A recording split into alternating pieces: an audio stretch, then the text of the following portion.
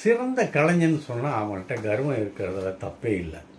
ஆனால் கமல்ஹாசன்கிட்ட ஒருபோதும் கர்வம்னு வந்தது கிடையாது.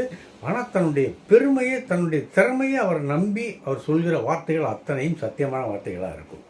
இன்னும் சொல்லப்போனால் அவர் என்ன சொன்னார்னா, நான் இந்த சலங்கை ஒளி, ஏக் துஜே கேளியே, இந்தியன், அவ்வை சண்முகி இந்த மாதிரி படங்களில் என்னை மாதிரி வேறு எந்த நடிகனாலும் நடிக்க முடியாது அப்படிங்கிறத நான் செஞ்சு வைத்திருக்கேன் சாதனை.